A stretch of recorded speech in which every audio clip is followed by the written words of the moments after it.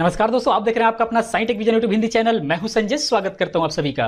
तो दोस्तों, जैसा कि चल रहा है हमारा फोटोशॉप सीसी और हम लोग सीख रहे हैं तमाम टूल्स के बारे में।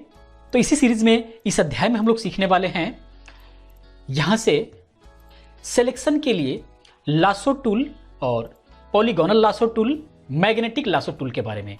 ये एक्चुअली सिलेक्शन के टूल होते हैं। कोई भी इमेज सेलेक्ट करना है या किसी भी इमेज का कोई पार्ट सेलेक्ट करना है, कोई हिस्सा सेलेक्ट करना है, तो इन तमाम टूल से वो सिलेक्शन का काम होता है। या मान लीजिए किसी भी इमेज को कट करके कहीं पर भी ले जाना है, या किसी भी डिजाइनिंग से किसी भी पार्ट को काट करके हमको कहीं भी लेकर के जाना है, तो सबसे पहले उसमें सेलेक्ट करना पड़ेगा। तो ये मानना है कि अगर आपको फोटोशॉप के अंदर जितना ही बेहतर सिलेक्शन आपको आता है, उतना ही बेहतर आपको फोटोशॉप में काम करना आएगा। यानी जितना बेहतर आप सेलेक्ट कर पाएंगे फोटोशॉप में, उतना ही बेहतर तरीके से काम कर पाएंगे।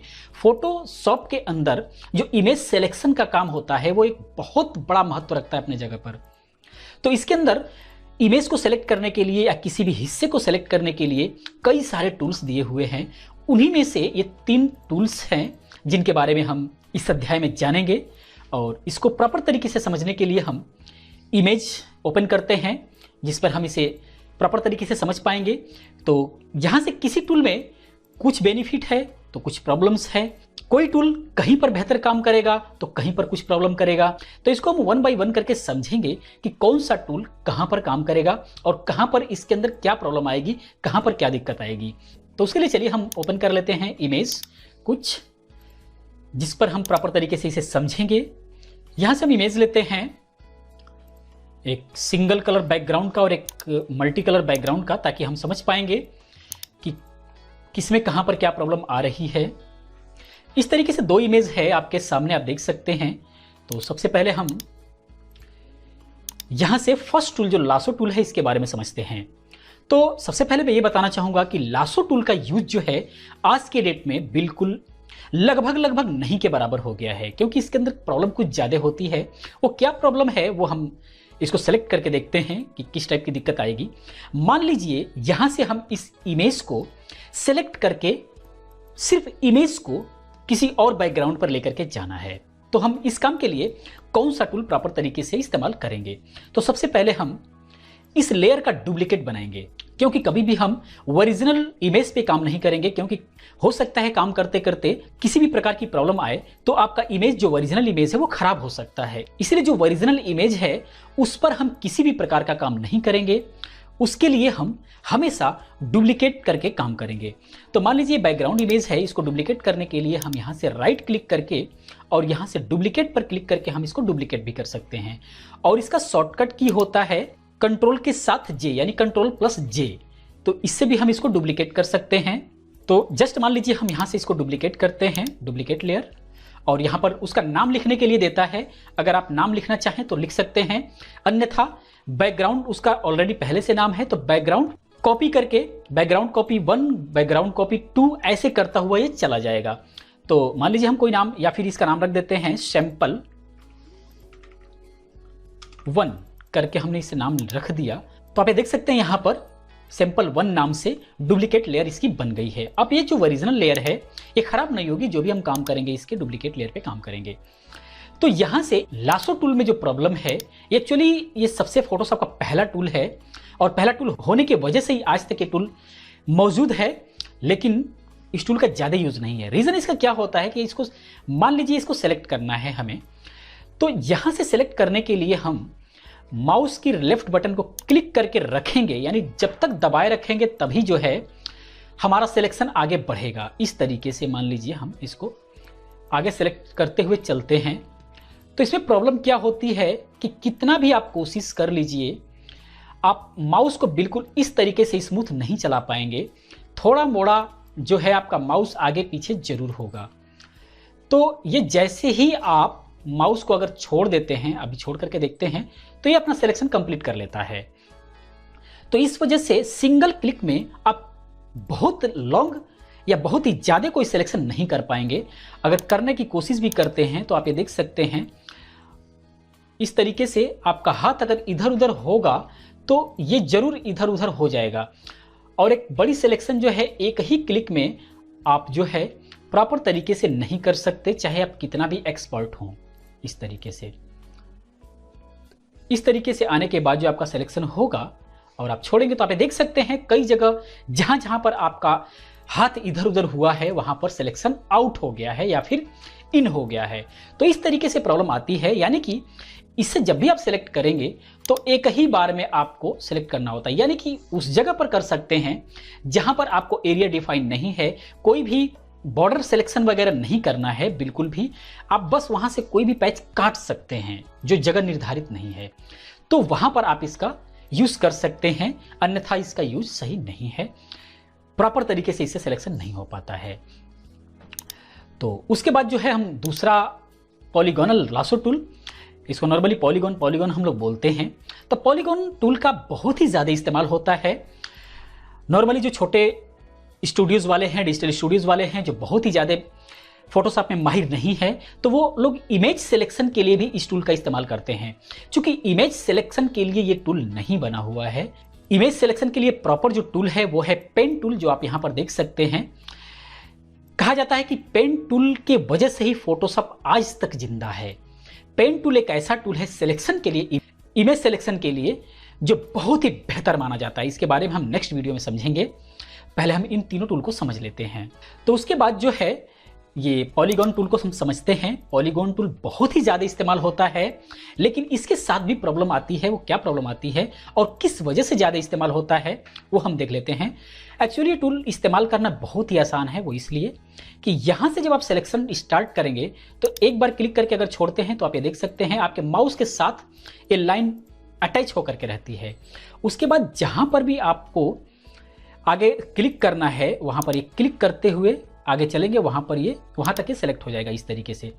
तो आप छोटे छोटे पॉइंट को क्लिक करते हुए इस तरीके से आप जो है सेलेक्ट करते हुए चल देंगे आगे।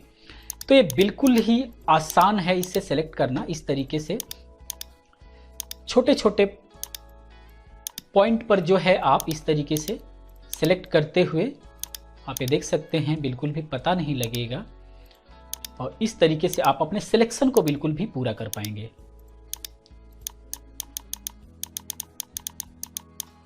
इस तरह से लास्ट में आकर के जो है आप इसके सिलेक्शन को कंप्लीट कर देंगे। इस तरीके से कंप्लीट हो गई। तो आप ये देख सकते हैं बिल्कुल बॉर्डर को पकड़े हुए हमने अपने हाथ के हिसाब से जैसे मर्जी वैसे लेकर के गए हुए हैं और ये सिलेक्शन कंप्लीट हो गया आपका। तो एक तरह से काफ़ी बेहतर सिलेक्शन हुआ। तो इस तरीके से आप सेलेक्ट कर सकते हैं। उसके बाद आप इसको मूव करके देखेंगे तो इधर उधर होगा, उतना ही कटा हुआ हिस्सा है, आप ये देख सकते हैं बिल्कुल भी। ये बैक साइड में एक्चुअली वो दूसरी वाली इमेज है पीछे, इसीलिए दिखाई नहीं दे रही। अगर हम यहाँ से इसको ऑफ कर दें तो ये जो आइस होती है आप इस पर क्लिक करेंगे तो ये वो जो है बैक वाली लेयर, जिस भी लेयर को बंद करना चाहेंगे वो बंद हो जाएगी। तो आप ये देख सकते हैं ये जो है कट करके साइड हो गई है। हम कंट्रोल जेड करते हैं, कंट्रोल अल्टर प्लस जेड, ये फिर दोबारा वहीं पे सेट हो जाएगी। तो सेलेक्ट तो हो गया। अब आपको लगेगा कि ये तो बिल्कुल प्रॉपर तरीके से सेलेक्ट हो रहा है, तो इसमें प्रॉब्लम क्या है।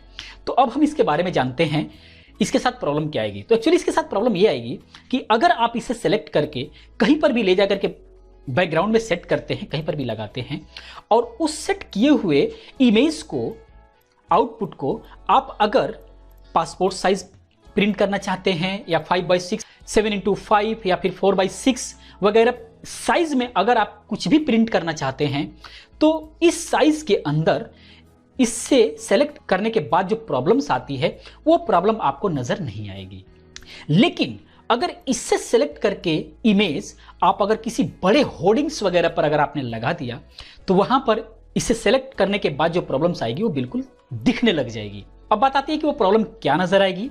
वो प्रॉब्लम ये नजर आएगी कि आप यहां पर देख सकते हैं, इस सिलेक्शन को हम डीसेलेक्ट करते हैं कंट्रोल प्लस डी से और समझने की कोशिश करते हैं कि इसके साथ प्रॉब्लम क्या आएगी। तो इसके साथ प्रॉब्लम एक्चुअली ये आएगी कि आप यहां पर देख पा रहे हैं फर्स्ट क्लिक से जो दूसरा क्लिक है वो बिल्कुल स्ट्रेट लाइन है, आप ये देख सकते हैं।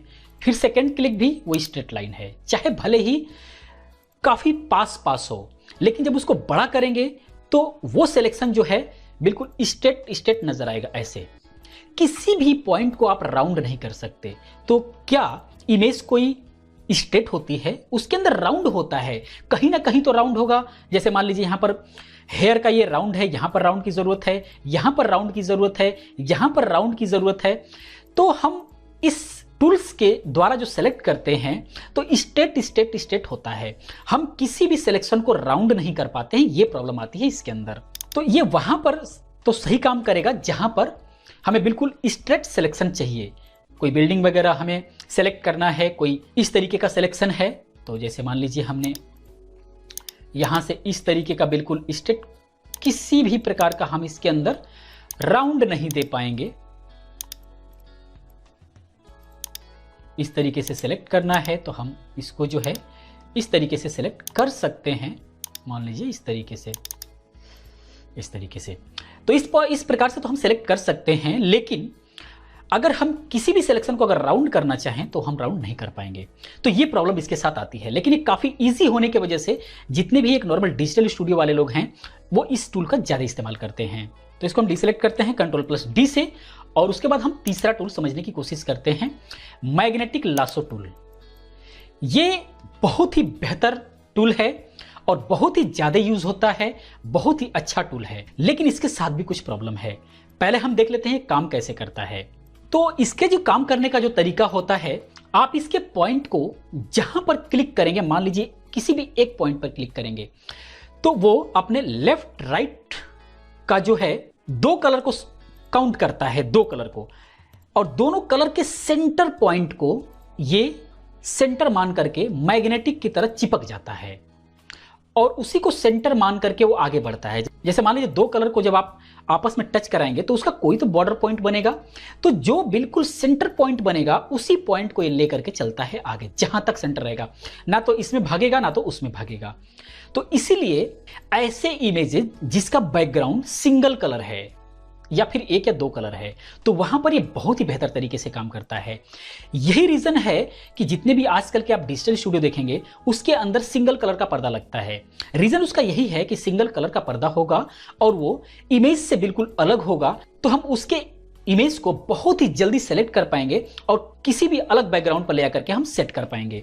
तो इसी प्रकार से जैसे मान लीजिए इसका बिल्कुल बैकग्राउंड सिंगल कलर है, तो हम यहां पर जैसे बिल्कुल बॉर्डर पर हम इसको जब क्लिक करेंगे तो ये व्हाइट और ब्लैक का जो बॉर्डर बन रहा होगा उसको बिल्कुल ये पकड़ लेगा और मैग्नेटिक की तरह बिल्कुल आगे हमको क्लिक करने की जरूरत नहीं है और वहां से ये चलता हुआ आगे चलेगा। जैसे हमने यहाँ पर क्लिक किया और उसके बाद हम यहाँ के आसपास से लेते हुए हम धीरे धीरे धीरे धीरे जाएंगे और ये बिल्कुल सेलेक्ट करता हुआ चला जाएगा। आप ये देख सकते हैं बिल्कुल भी। अब यहां पर जो है आप जो देख रहे हैं छोटा छोटा छोटा छोटा पॉइंट बन रहा है, तो जो पॉइंट बन रहा है वो माउस का लेफ्ट बटन क्लिक है। तो चूंकि हम तो क्लिक कर नहीं रहे हैं तो ये ऑटोमेटिक क्लिक करता हुआ चल रहा है जगह जगह जगह जगह। तो वो क्लिक हम मैनुअली भी कर सकते हैं। तो जैसे मान लीजिए अगर इस टाइप के सिलेक्शन में भी ये थोड़ा सा हेयर ऐसे था तो वो बाहर निकल गया, हम चाहते हैं कि उसको काट करके हम अंदर से लेकर के चलें बिल्कुल सट्टा करके। तो जब वापस आप आएंगे तो आप ये देख सकते हैं माउस का क्लिक वहां पे हो चुका है। तो बैक आने के लिए अगर आप बैक स्पेस दबाते हैं तो एक एक क्लिक बैक आएंगे। आप ये देख सकते हैं माउस के बैक साइड में आएंगे तो एक एक क्लिक आप पीछे आ रहे हैं। मान लीजिए यहां तक तो सही आया और इसके बाद ये इधर ऊपर की तरफ भाग जा रहा है, तो हम क्या करेंगे, हम यहाँ पर मैनुअली क्लिक कर देंगे। यानी माउस से हमने क्लिक किया, यहाँ पर नोट्स बन गया और उसके बाद हम आगे चल दिए। तो आप देख सकते हैं यहाँ पर वो हेयर बाहर निकल गया और यहाँ से जो है सिलेक्शन होना चालू हो गया इस तरीके से। तो जहाँ पर अगर प्रॉब्लम भी करता है, मान लीजिए देखिए आप यहाँ पर बाहर हो गया, तो हम फिर वापस आएंगे, बैक की स्पेस को दबाएंगे, एक एक नोट्स कट होगा यानी डिलीट होगा और फिर यहाँ पर हम मैनुअल क्लिक कर देंगे। जहाँ पर भी दिक्कत करेगा वहाँ पर हम बैक आकर के और हम मैनुअल क्लिक करते हुए आगे बढ़ जाएंगे इस तरीके से। तो आप यहाँ पर देख सकते हैं क्योंकि सिंगल बैकग्राउंड है तो हमें कुछ भी करने की जरूरत नहीं पड़ रही है। हमने एक जगह क्लिक किया और आगे हम सेलेक्ट करते हुए आगे भाग गए और यहाँ पर जो है यहाँ पर लास्ट में हमने मैनुअली क्लिक किया और यहाँ पर थोड़ा सा दिक्कत करेगा तो हम अभी इसको समझते हैं, इसको कैसे प्रॉपर तरीके से सही करेंगे।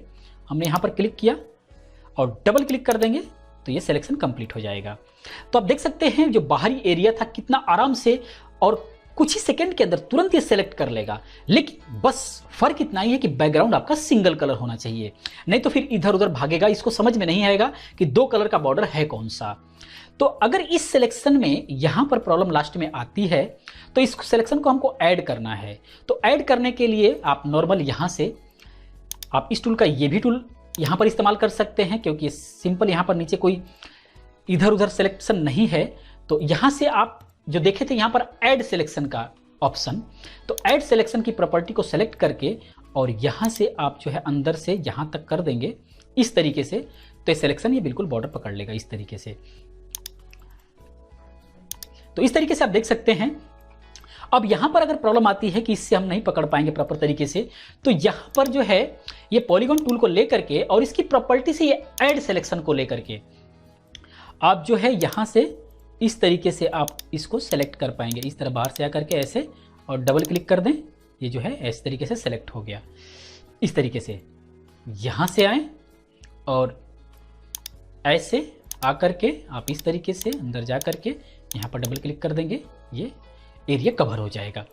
तो इस तरीके से भी आप जो है सेलेक्ट कर सकते हैं। तो ये बहुत ही बेहतरीन टूल है किसी भी इमेज को सेलेक्ट करने के लिए। बस प्रॉब्लम ये है कि बैकग्राउंड किसी एक कलर का होना चाहिए। और आप देख सकते हैं बिल्कुल प्रॉपर तरीके से ये इमेज कट के आ गई है। अगर हम यही चीज कंट्रोल डी करते हैं, डिसेलेक्ट कर दिया, अगर हम मल्टी कलर पे देखते हैं तो आप ये देख पाएंगे इसकी प्रॉब्लम्स कैसे आएगी। ये मल्टी कलर है मान लीजिए, और इस टूल को हम लेकर के चलते हैं मैग्नेटिक टूल को यहां से, तो अब ये प्रॉब्लम करना शुरू कर देगा। अब देखिए बाहर भागने लग गया इस तरीके से। तो यहां पर ये प्रॉब्लम कर सकता है जहां पर मल्टी कलर है।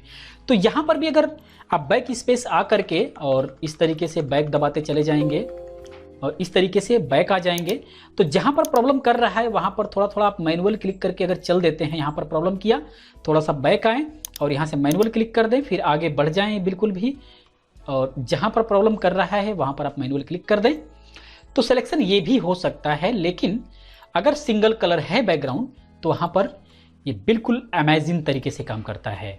तो इस टूल का भी बहुत ही ज्यादा यूज है मार्केट में और बहुत ही ज्यादा कमाल का टूल है ये। तो इस तरीके से आप इस टूल का भी इस्तेमाल कर सकते हैं। ये सिलेक्शन टूल के लिए है। तो दोस्तों मैं उम्मीद करता हूं कि इसके अंदर ये तीनों टूल आपको प्रॉपर तरीके से समझ में आ चुका होगा। अगर कोई कंफ्यूजन है तो आप प्लीज कमेंट में हमें बताएं, हमसे पूछ सकते हैं, मैं उसका जवाब 100% दूंगा।